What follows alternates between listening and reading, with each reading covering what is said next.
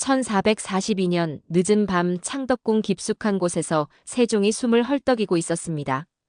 병세가 깊어진 왕의 몸은 이미 한계에 다다랐고 신하들이 급히 달려왔지만 세종은 다른 사람을 찾고 있었습니다.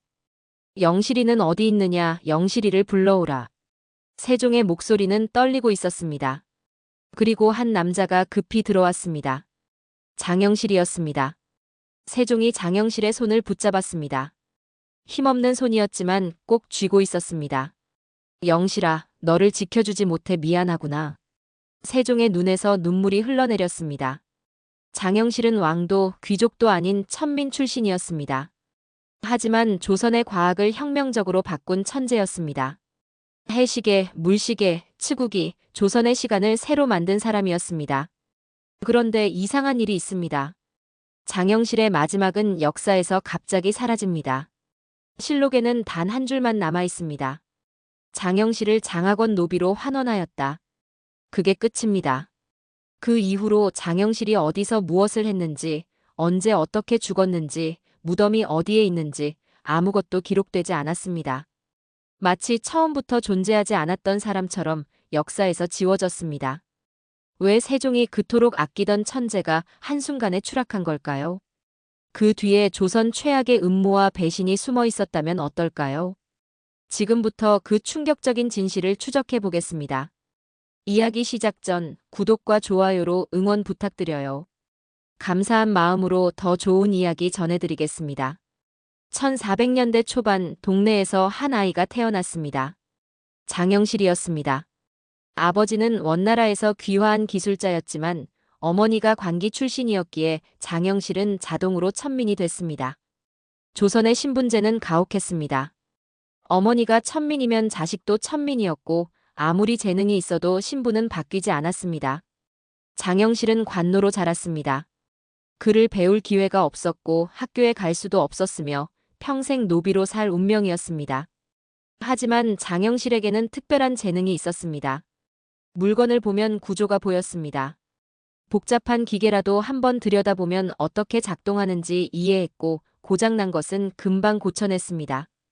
어른들이 며칠을 고민해도 못 고치는 기구를 장영실은 한나절이면 해결했습니다. 처음에는 이것이 문제가 됐습니다. 노비 주제에 잘난 척한다고 천민이 감히 어른들보다 뛰어난 척한다고 질책을 받았습니다. 장영실은 매를 맞았고 벌을 받았으며 입 다물고 시키는 일만 하라고 경고받았습니다. 하지만 장영실은 멈추지 않았습니다.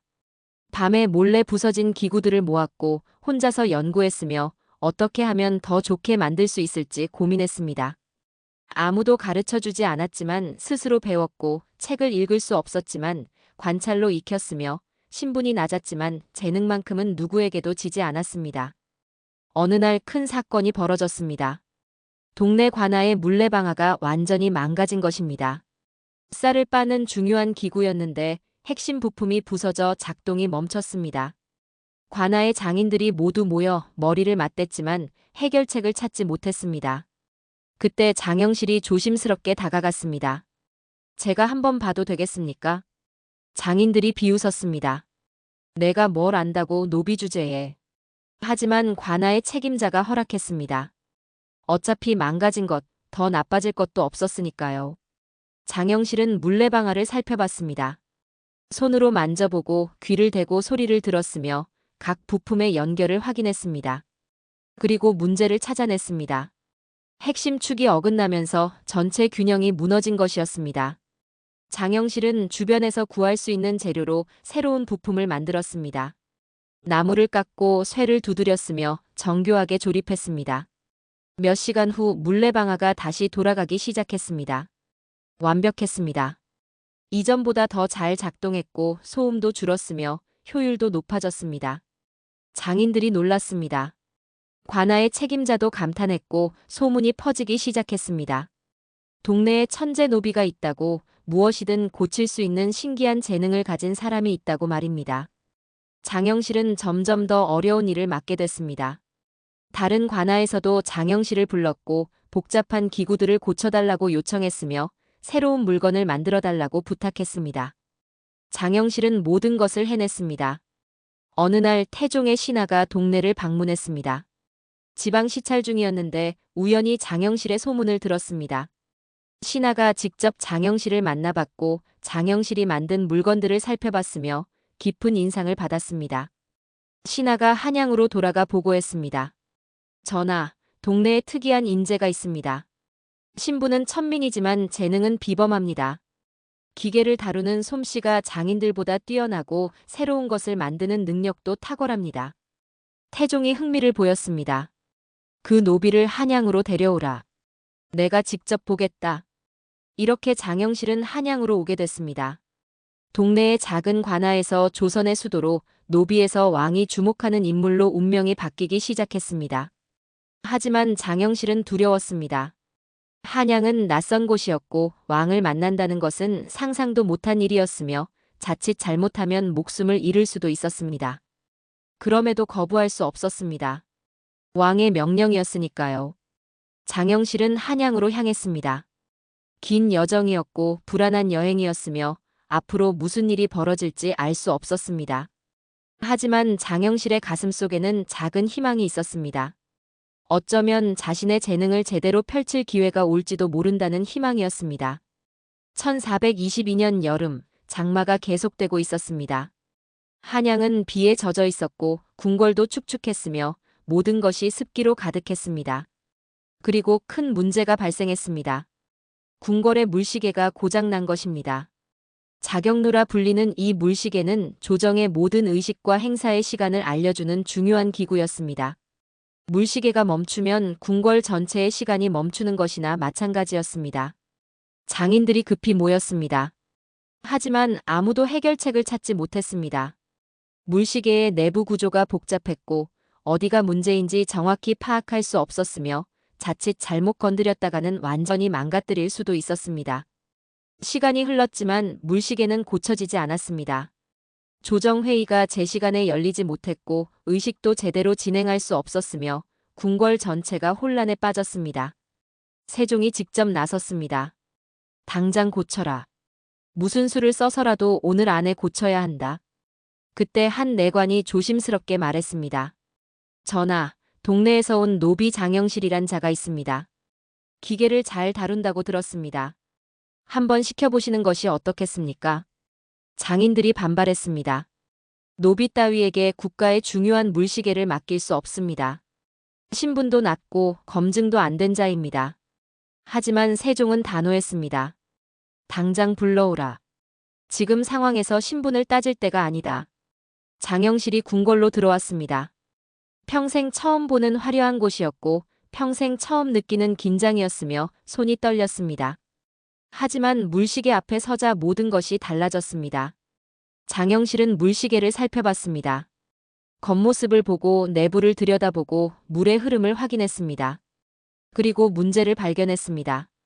장마로 인해 습기가 차면서 특정 부품이 팽창했고 그것이 전체 작동을 방해하고 있었습니다. 장영실은 즉시 작업에 들어갔습니다.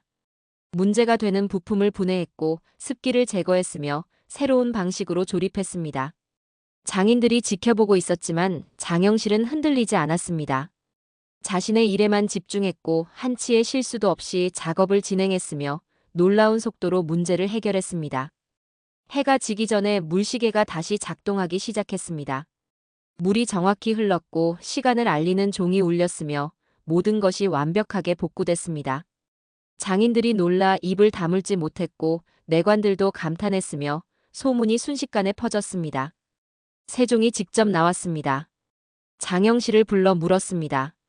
어떻게 그렇게 빨리 고칠 수 있었느냐? 장영실은 무릎을 꿇고 설명했습니다. 습기로 인한 팽창 문제였고 재질을 바꾸면 예방할 수 있으며 구조를 조금 변경하면 더 효율적으로 작동할 것이라고 말했습니다. 세종은 깊은 인상을 받았습니다.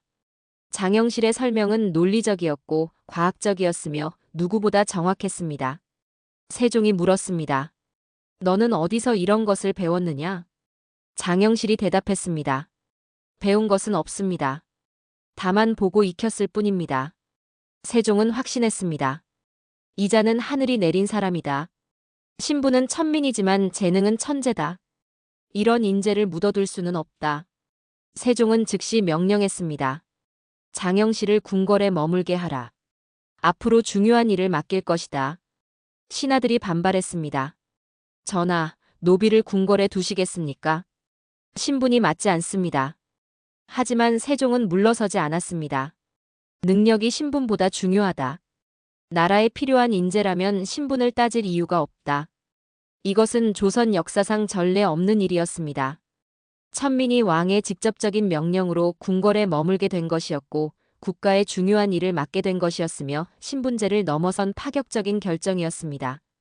장영실은 믿을 수 없었습니다. 자신이 궁궐에 남게 됐고 왕이 직접 인정해줬으며 기회를 얻었습니다.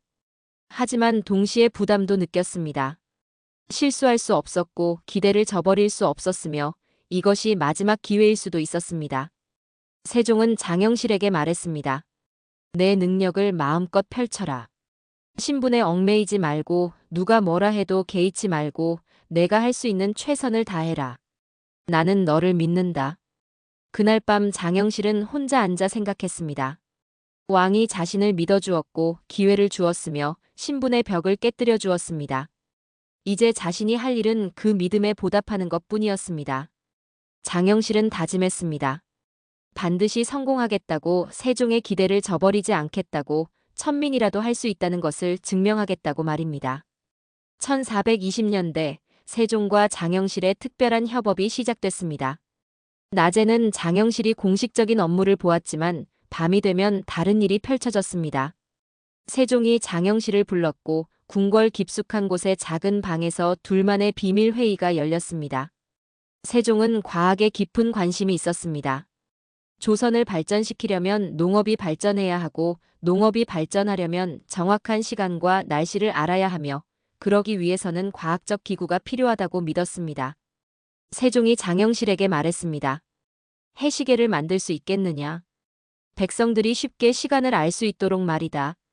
장영실이 대답했습니다. 해보겠습니다. 하지만 기존의 해시계와는 다른 방식으로 만들고 싶습니다. 장영실은 연구에 몰두했습니다. 밤낮으로 고민했고 수없이 시행착오를 겪었으며 실패를 반복했습니다. 하지만 포기하지 않았습니다. 세종도 함께했습니다. 왕이 직접 아이디어를 제시했고 장영실과 토론했으며 실험을 지켜봤습니다. 마침내 앙부일구가 탄생했습니다.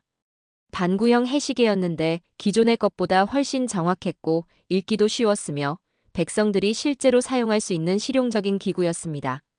세종은 기뻐했고 장영실은 안도했으며 첫 번째 성공이었습니다. 하지만 문제가 있었습니다. 문신 관료들이 불편해하기 시작한 것입니다. 조정회의에서 한 대신이 말했습니다. 전하, 천민에게 국가의 중요한 일을 맡기시는 것이 과연 옳습니까? 세종이 반박했습니다. 능력이 있으면 신분이 무슨 상관이냐? 다른 대신이 말했습니다. 하지만 전하, 질서라는 것이 있지 않습니까? 천민은 천민의 일을 해야 하고 양반은 양반의 일을 해야 합니다. 이것이 무너지면 나라의 근본이 흔들립니다. 세종은 화가 났지만 참았습니다. 장영실을 지키기 위해서는 신중해야 했고 정면 충돌을 피해야 했으며 천천히 설득해야 했습니다. 하지만 쉽지 않았습니다. 관료들의 반발은 점점 더 거세졌고 장영실에 대한 시선도 곱지 않았으며 뒤에서 수군거리는 소리가 들렸습니다. 장영실도 느끼고 있었습니다. 자신이 환영받지 못한다는 것을, 많은 사람이 자신을 적대시한다는 것을, 언제든 공격받을 수 있다는 것을 말입니다. 하지만 멈출 수 없었습니다. 세종이 믿어주고 있었고 할 일이 많았으며 조선의 과학을 발전시켜야 했습니다. 다음 프로젝트는 물시계였습니다. 자격루를 계량하는 일이었는데 기존의 것보다 더 정확하고 자동으로 종을 치고 시간을 알려주는 획기적인 기구를 만드는 것이었습니다. 장영실은 몇 년을 연구했습니다. 수없이 실패했고 좌절했으며 포기하고 싶은 순간도 있었습니다. 하지만 세종이 격려했습니다. 실패는 성공의 어머니다. 포기하지 마라. 너는 할 수 있다. 1434년 마침내 자격루가 완성됐습니다. 물이 자동으로 흘러 시간을 재고 정해진 시각에 종과 북이 울리며 낮과 밤을 정확히 알려주는 놀라운 기구였습니다. 세종은 감격했고 조정 신하들도 놀랐으며 조선의 과학이 한 단계 발전한 순간이었습니다. 하지만 이것이 오히려 장영실에게 위험이 됐습니다. 너무 성공했기 때문입니다. 천민이 이렇게 중요한 업적을 이루다니, 천민이 나라의 핵심 인물이 되다니, 이것은 조선의 질서를 위협하는 일이었습니다. 관료들의 불만이 표면으로 드러나기 시작했습니다. 어떤 신하는 세종에게 직접 말했습니다. 전하, 장영실에게 너무 많은 것을 맡기시는 것 아닙니까? 국고를 쓰고 중요한 기밀을 알게 하고 이것이 과연 옳은 일입니까? 세종이 반박했습니다. 장영실이 없었다면 이 모든 것을 이룰 수 없었다. 신분보다 능력이 중요하다. 하지만 신하가 말했습니다. 하지만 전하, 백성들이 오해할 수 있습니다. 천민도 왕의 총애를 받으면 높이 올라갈 수 있다고 생각할 수 있습니다. 질서가 무너집니다. 세종은 답답했습니다. 신분제의 벽이 이렇게 높은지, 능력을 인정하는 것조차 이렇게 어려운지, 조선이라는 나라가 이렇게 완고한지 처음 깨달았습니다. 장영실도 알고 있었습니다. 자신이 조선의 과학을 혁신하는 만큼 양반들의 기득권을 위협하고 있다는 것을, 성공할수록 더 큰 위험에 처한다는 것을, 언젠가 큰 대가를 치러야 할지도 모른다는 것을 말입니다. 밤마다 세종과 장영실은 비밀 연구를 계속했습니다. 하지만 두 사람 모두 느끼고 있었습니다. 이 행복한 시간이 오래가지 못할 것이라는 것을, 곧 큰 시련이 닥칠 것이라는 것을, 운명이 두 사람을 시험하려 한다는 것을 말입니다. 1441년 장영실은 평생의 역작을 완성했습니다. 치국이었습니다. 비가 얼마나 오는지 정확하게 측정하는 기구였고 세계 최초의 강우량 측정 장치였으며 과학사의 길이 남을 발명품이었습니다. 세종은 치국이를 전국에 보급하라고 명령했습니다. 각 지역의 강우량을 정확히 파악하면 농사를 더 잘 지을 수 있고 홍수와 가뭄을 예측할 수 있으며 백성의 삶이 나아질 것이라고 확신했습니다. 실제로 효과는 놀라웠습니다. 지역별 강우량 데이터가 쌓이기 시작했고 농업 정책이 과학적으로 변했으며 재해 관리가 체계화됐습니다. 조선의 농업이 혁신적으로 발전하기 시작했고 백성들의 삶도 조금씩 나아졌으며 치국이는 국가 운영의 핵심 도구가 됐습니다. 장영실은 이제 조선에서 가장 중요한 과학자가 됐습니다. 해시계를 만들었고 물시계를 개량했으며 치국이를 발명했습니다. 천문 관측 기구도 제작했고 시간 측정 시스템을 혁신했으며 조선의 과학 수준을 한 단계 끌어올렸습니다. 세종은 장영실을 더욱 신뢰했습니다. 중요한 국가 프로젝트는 모두 장영실에게 맡겼고 의견을 구했으며 때로는 정책 결정에도 참고했습니다. 천민 출신이었지만 이제는 국가 핵심 인물이 된 것입니다. 하지만 바로 이것이 문제가 됐습니다. 장영실이 너무 중요해진 것입니다. 천민이 국정 운영의 중심에 있다는 사실을 유교적 질서가 견딜 수 없었습니다.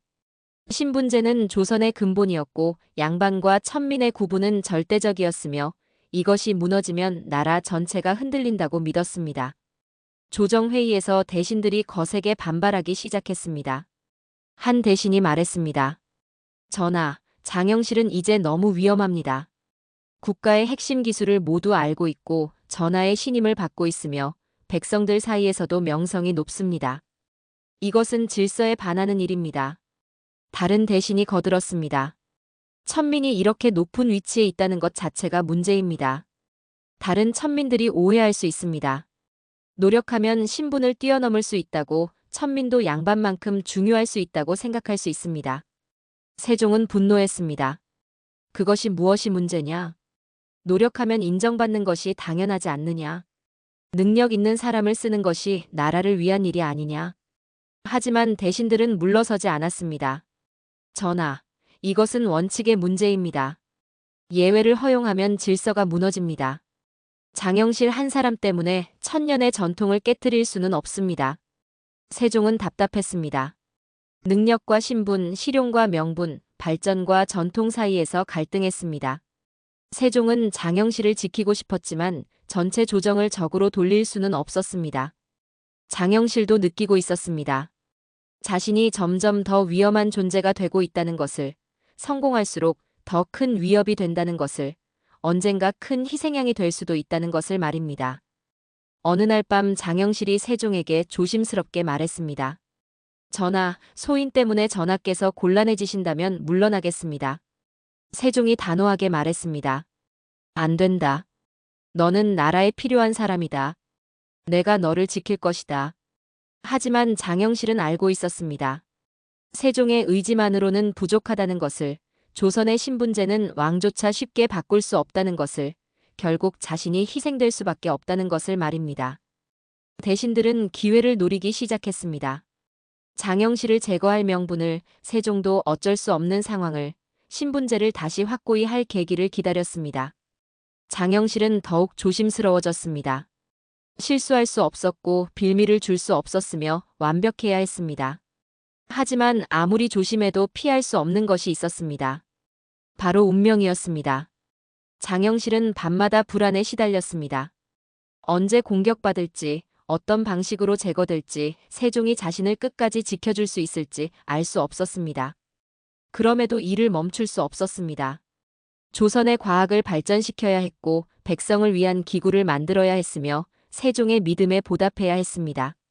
하지만 운명의 시간이 다가오고 있었습니다.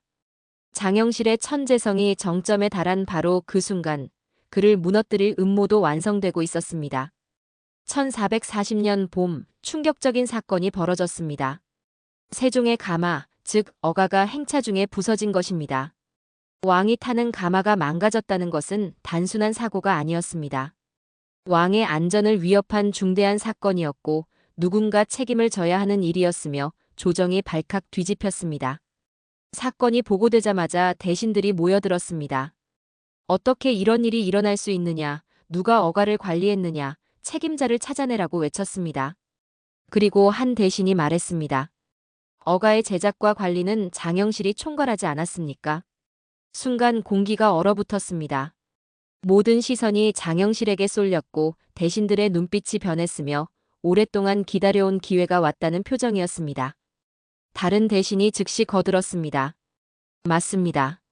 장영실이 책임자입니다. 어가가 부서진 것은 명백히 관리 소홀이고 왕의 안전을 위협한 중죄입니다. 마땅히 처벌받아야 합니다. 장영실은 황급히 해명했습니다.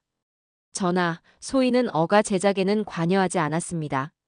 제작은 다른 장인들이 했고 소인은 일부 기술적 자문만 했을 뿐입니다.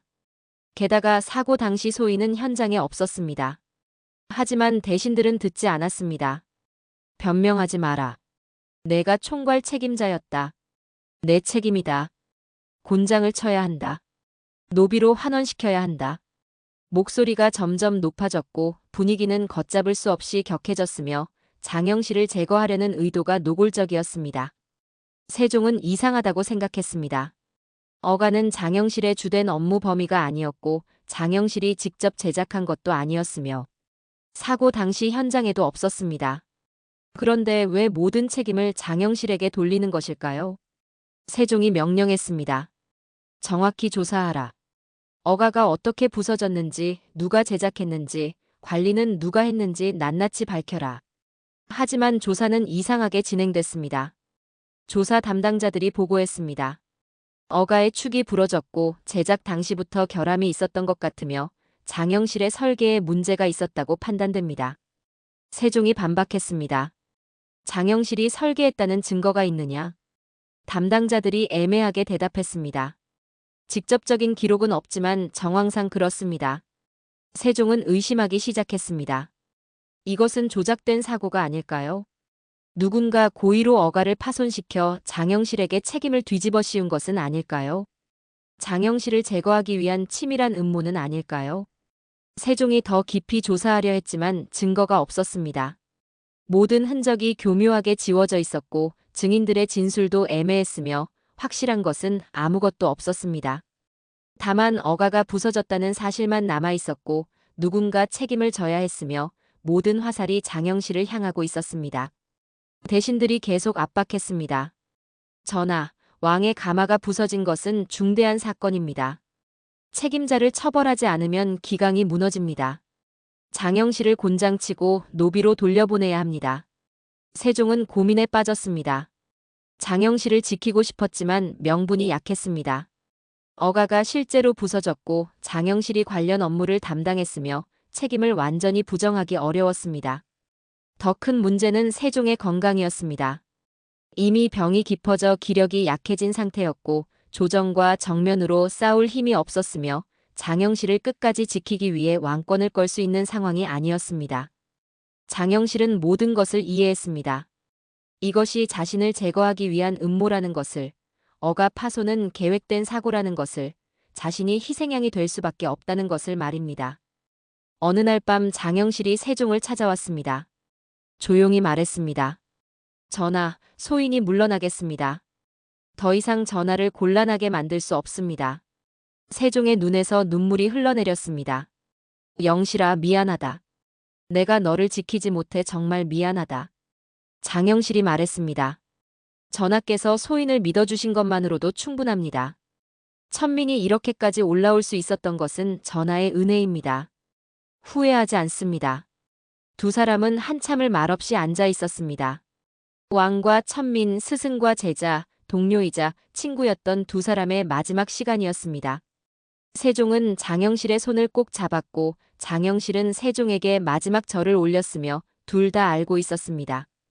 이것이 마지막 만남이 될 것이라는 것을 말입니다. 1442년 여름 조정회의가 열렸습니다. 장영실 처벌 문제를 최종 결정하는 자리였습니다. 대신들이 모두 모였고 세종이 어좌에 앉았으며 긴장감이 가득했습니다. 대신들이 차례로 의견을 냈습니다. 모두 같은 내용이었습니다. 장영실을 처벌해야 한다. 곤장을 쳐야 한다. 노비로 환원시켜야 한다는 것이었습니다. 한 대신이 강하게 주장했습니다. 전하, 이것은 단순한 사고가 아닙니다. 왕의 안전을 위협한 중죄입니다. 엄벌해야 기강이 섭니다. 다른 대신이 거들었습니다. 더구나 장영실은 천민입니다. 천민이 감히 이런 중대한 실수를 저질렀다면 더욱 엄하게 다스려야 합니다. 그래야 다른 천민들도 경각심을 갖습니다. 세종은 듣고 있었지만 대답하지 않았습니다. 침묵했고 고개를 숙이고 있었으며 깊은 고민에 빠진 것 같았습니다. 한 대신이 더 강하게 압박했습니다. 전하, 천민에게 나라를 맡기실 겁니까? 장영실을 이대로 두시면 신분제가 무너집니다. 양반의 권위가 땅에 떨어집니다. 조선의 근본이 흔들립니다. 세종은 마침내 입을 열었습니다. 목소리는 작았고 힘이 없었으며 지쳐 있었습니다. 장영실은 나라에 큰 공을 세웠다. 해시계를 만들었고 물시계를 개량했으며 치구기를 발명했다. 이 모든 것이 조선을 발전시켰다. 대신들이 반박했습니다. 하지만 전하, 공이 있다고 해서 죄를 용서할 수는 없습니다. 왕의 가마를 부순 것은 중죄입니다. 법 앞에서는 모두 평등해야 합니다. 세종은 더 이상 말하지 않았습니다. 병으로 기력이 약해진 상태였고 조정 전체를 적으로 돌릴 힘이 없었으며 장영실 한 사람을 위해 왕권을 걸 수 없는 상황이었습니다. 세종은 깊은 갈등에 빠졌습니다. 능력과 신분 중 무엇이 더 중요한가, 발전과 질서 중 무엇을 선택해야 하는가, 한 사람의 천재와 전체 조정의 안정 중 무엇을 택해야 하는가 하는 물음이었습니다. 세종은 알고 있었습니다. 장영실을 끝까지 지키면 조정이 분열될 것이고 신하들이 반발할 것이며 왕권 자체가 흔들릴 수 있다는 것을 말입니다. 반면 장영실을 버리면 한 명의 천재를 잃지만 조정의 안정은 유지할 수 있었습니다. 세종은 괴로웠습니다. 왕으로서의 책임과 개인으로서의 양심 사이에서 갈등했고 나라의 안정과 정의 사이에서 방황했으며 현실과 이상 사이에서 고민했습니다. 결국 세종은 결정을 내렸습니다. 조용히 말했습니다. 장영실을 곤장 80대에 처하고 장학원 노비로 환원시키라. 대신들이 고개를 끄덕였고 만족한 표정이었으며 마침내 장영실을 제거했다는 안도감이 역력했습니다. 세종은 고개를 돌렸습니다. 장영실의 얼굴을 볼 수 없었고 눈물을 보일 수 없었으며 자신의 결정이 얼마나 비겁한지 알고 있었습니다.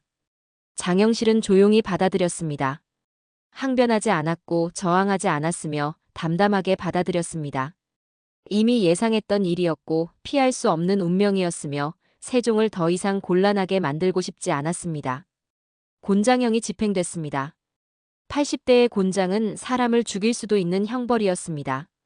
장영실은 매를 맞으며 쓰러졌고 피를 흘렸으며 의식을 잃었습니다. 한때 조선 과학의 중심이었던 천재가 먼지 속에 쓰러져 있었습니다. 세종은 궁궐 안에서 그 소리를 들었습니다. 매가 살을 때리는 소리, 장영실의 신음소리, 그리고 대신들의 만족한 웃음소리가 들려왔습니다. 세종은 귀를 막고 싶었지만 막을 수 없었고 눈물을 흘렸지만 아무도 볼 수 없었으며 자신이 얼마나 무력한 왕인지 깨달았습니다. 장영실은 노비로 환원됐습니다. 모든 직책을 잃었고 모든 권한을 빼앗겼으며 다시 천민이 됐습니다. 평생 쌓아온 업적도 세종과의 신뢰도 조선 과학에 기여한 공로도 한순간에 무너졌습니다. 능력보다 신분을 중시하는 조선의 벽이 세종마저 꺾어버린 것입니다. 왕도, 천재도, 정의도 신분제 앞에서는 무력했고 조선이라는 나라의 한계가 적나라하게 드러난 순간이었습니다. 세종은 그날 밤 혼자 울었습니다.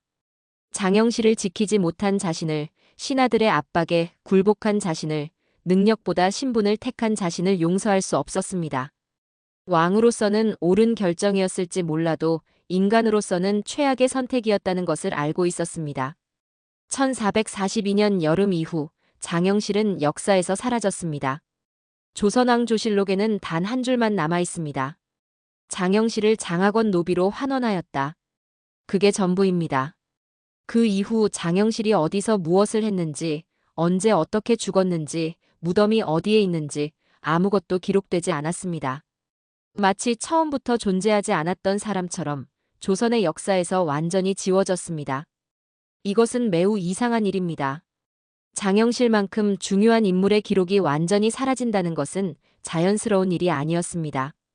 분명히 의도적으로 지워진 것이었고 누군가 장영실의 흔적을 말소하려 한 것이었으며 그 이유가 무엇인지 궁금증을 자아냅니다. 역사학자들은 세 가지 가능성을 제시합니다.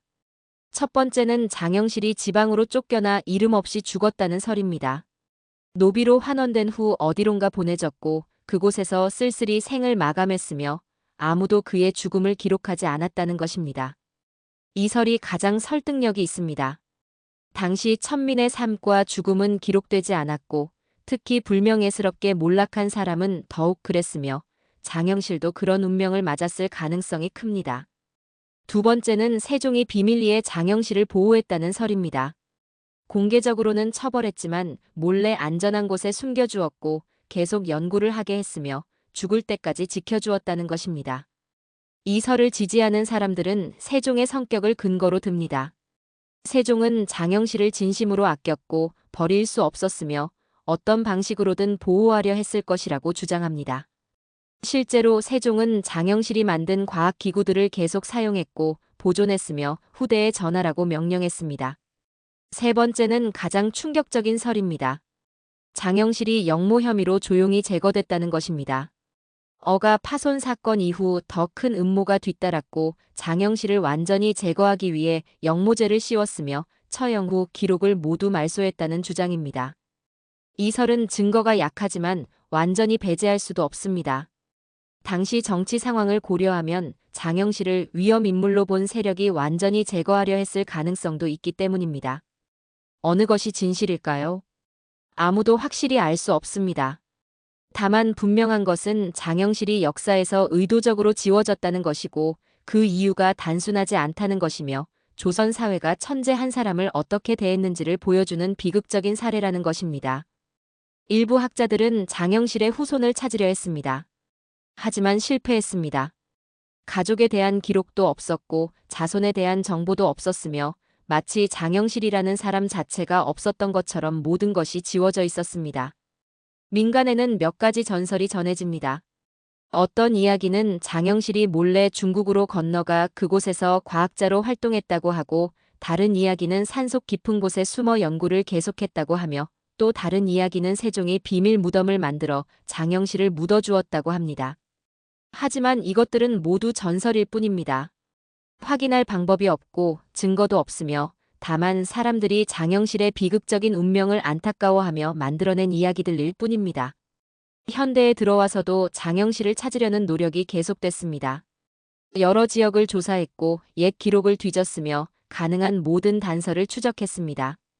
하지만 여전히 장영실의 마지막은 미스터리로 남아 있습니다. 어쩌면 우리는 영원히 알 수 없을지도 모릅니다.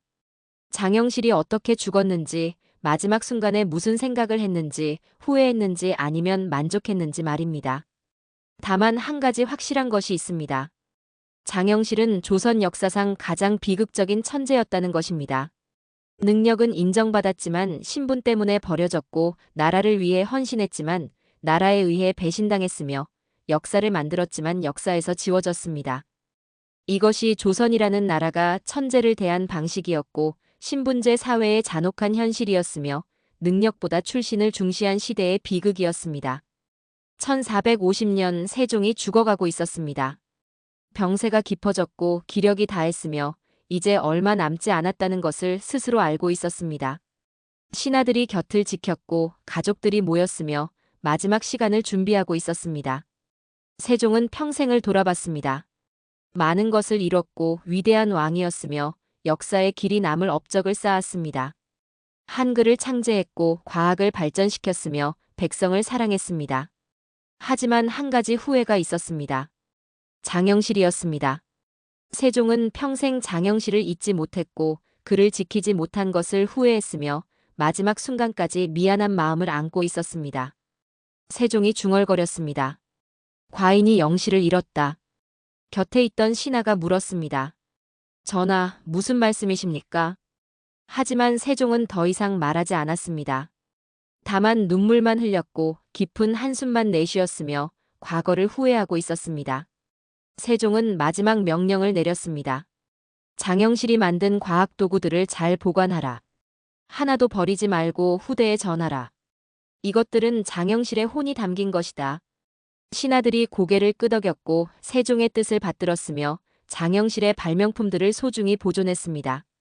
해시계도 물시계도 치구기도 모두 궁궐에 남았고 후대 왕들도 계속 사용했으며 조선 과학의 근간이 됐습니다. 세종은 생각했습니다. 장영실의 이름은 기록에서 지워졌지만 장영실의 업적은 살아있다고. 사람들이 해시계로 시간을 보고 치구기로 비를 재는 한 장영실은 죽지 않는다고 말입니다. 세종의 마지막 말은 기록되지 않았습니다.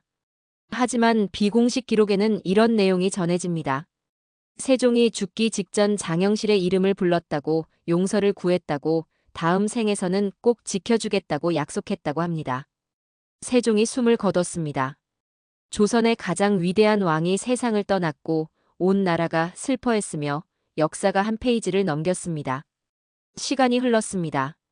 수십 년, 수백 년이 지나면서 장영실에 대한 기억도 희미해졌습니다.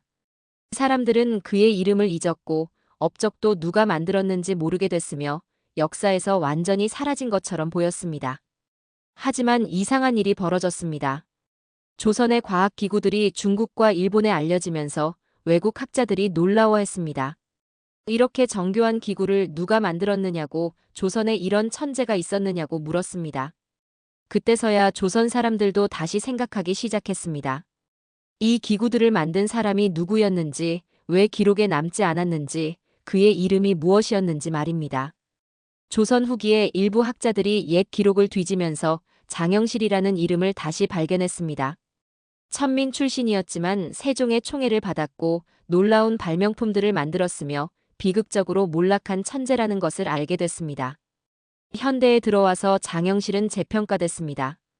교과서에 실렸고 역사책에 기록됐으며 조선 최고의 과학자로 인정받았습니다. 그의 발명품들은 국보로 지정됐고 그의 업적은 한국 과학사의 자랑이 됐으며 그의 이름은 길이 기억될 것입니다. 아이러니한 일입니다. 살아생전에는 천민이라고 천대받았고 죽어서는 기록에서 지워졌지만 결국 역사는 장영실을 기억하기로 한 것입니다. 신분이 아니라 능력으로, 출신이 아니라 업적으로 그를 평가하기로 한 것입니다. 장영실의 이야기는 우리에게 많은 것을 생각하게 합니다. 신분제의 부조리함을, 천재를 제대로 대우하지 못한 사회의 한계를, 그리고 능력보다 출신을 중시한 시대의 비극을 말입니다. 동시에 희망도 줍니다. 비록 당대에는 인정받지 못했지만 결국 역사는 진실을 밝혀낸다는 것을, 정의는 늦더라도 반드시 온다는 것을, 그리고 진정한 가치는 시간이 지나도 빛을 발한다는 것을 보여줍니다. 장영실은 천민의 몸으로 태어났지만 조선의 시간을 만들었습니다. 그의 이름은 한때 사라졌지만 그의 업적은 영원히 살아있습니다. 해가 뜰 때마다 그의 해시계가 시간을 알려주고 비가 올 때마다 그의 치구기가 강우량을 재며 종이 울릴 때마다 그의 물시계가 작동합니다. 천민이었지만 천재였고 버림받았지만 잊히지 않았으며 기록에서 지워졌지만 역사에 영원히 남은 사람. 그것이 바로 장영실입니다. 왕이 버린 천민이었지만 결국 하늘이 택한 천재였습니다. 이상으로 장영실의 이야기를 마칩니다.